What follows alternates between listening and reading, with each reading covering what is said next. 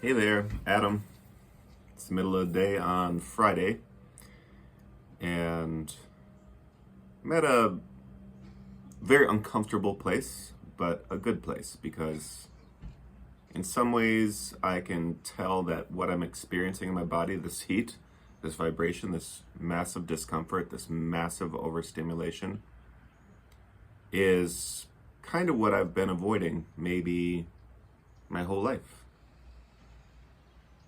And now I'm able to be with it for the most part. Meditation is actually becoming somewhat enjoyable.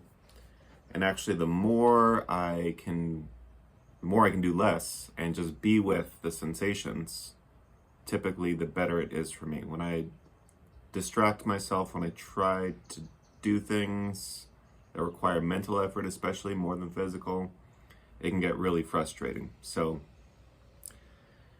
it's become better, and I'm actually looking forward more and more to things like yoga, and I'm getting more curious about the discomfort and the pain.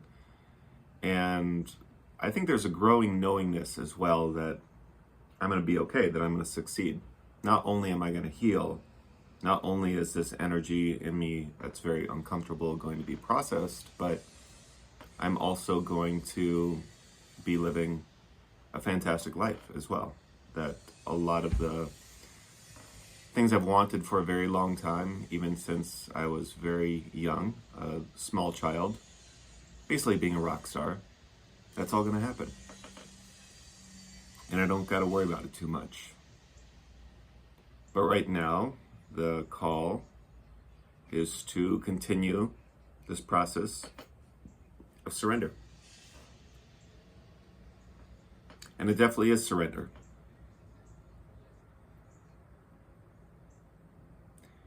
And surrender is, as I see it, a surrender to the pain, the discomfort, the sensations in the body which seem intolerable.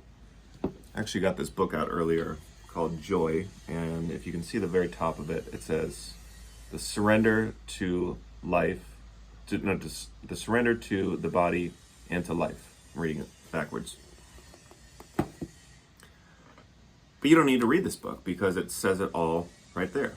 Joy, the surrender to the body and to life. And that's how to find joy.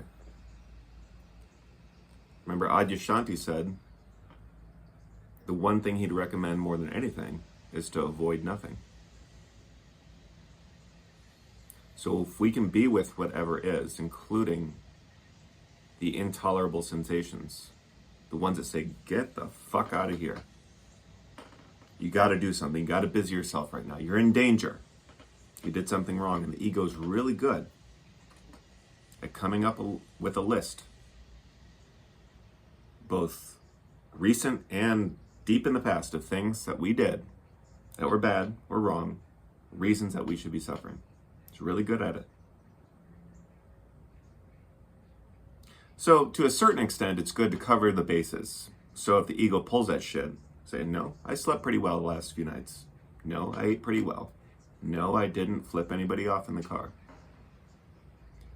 To be on pretty solid ground, so you know that you're living a healthy lifestyle, so you can't pin any of these intolerable sensations, which have become tolerable for me now, but once were intolerable.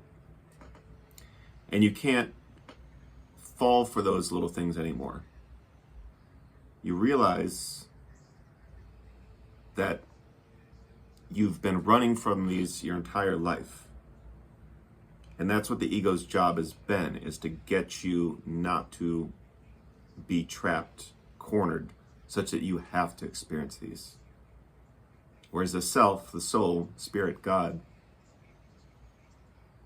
is doing everything it can to bring this stuff up in a titrated way for you to experience it safely.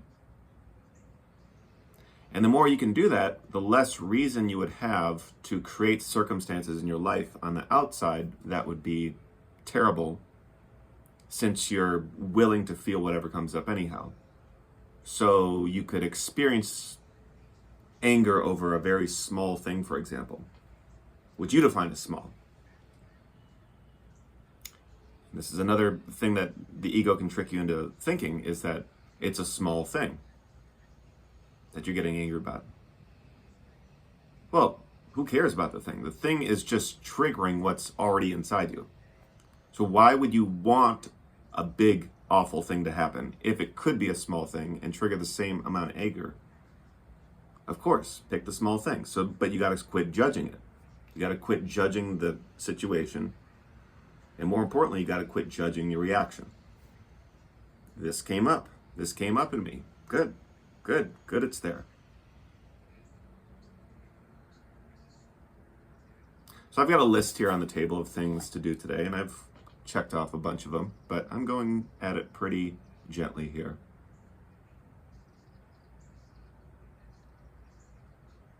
There's a lot of energy to process, and we got to make time every day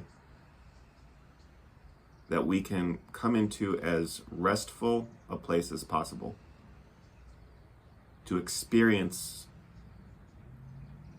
fully the discomfort and also a peace that's going on at the same time. And it's almost like they get more intense together. The worse the discomfort, the greater the peace. I don't know how it works, but I do know that everything in spirituality is paradoxical. So it makes sense, at least, that it would be paradoxical as well. So that's enough for now.